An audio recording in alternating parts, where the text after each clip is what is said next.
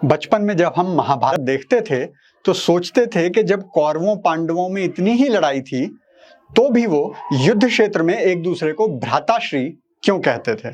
चलो, पांडव तो धर्म का पालन करते थे, कौरव तो अधर्मी थे ना, वो भी शत्रु से इतने सम्मान से बात क्यों करते थे।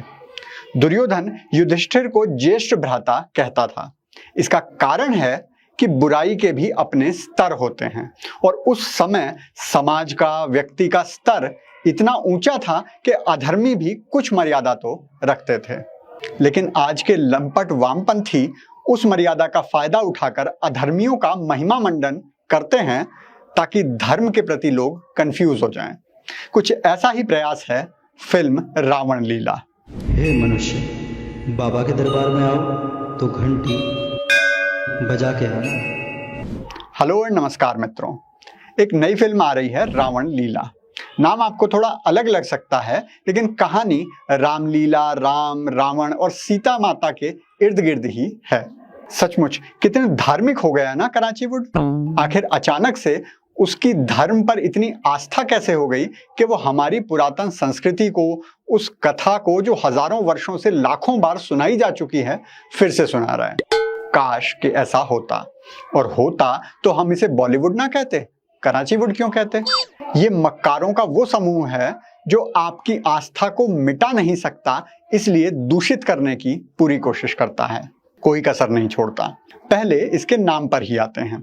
लीला होती है श्री राम की, श्री कृष्ण की। रावण की लीला नहीं होती, मायावी शक्तियां होती हैं, माया जाल होता है।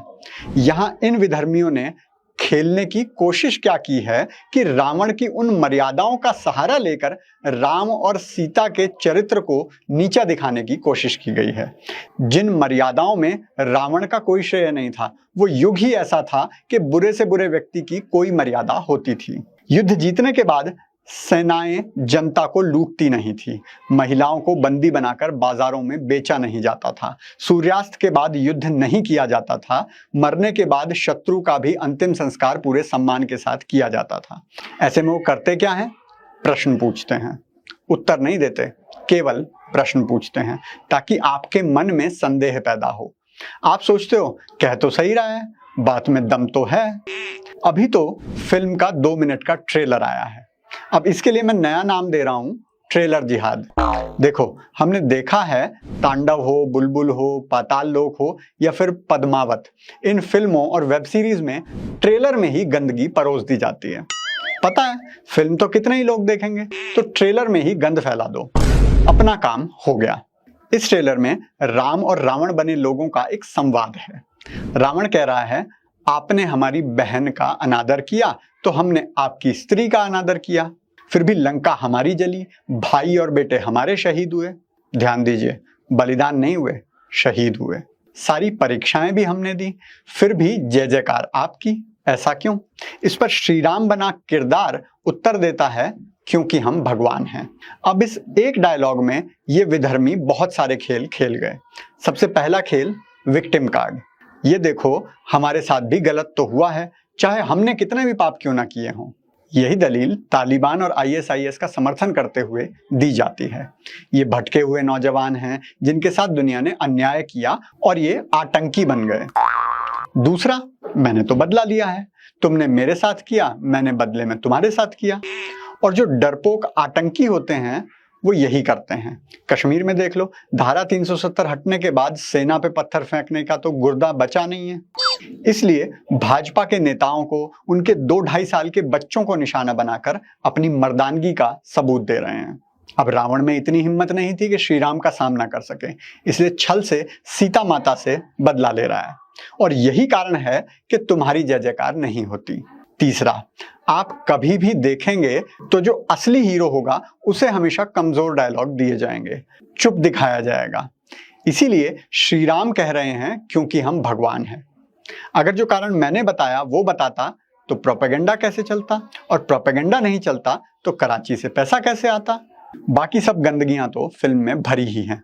भगवा पहने हुए गुंडे कलाकारों की अभिव्यक्ति की स्वतंत्रता का गला घोंट रहे हैं।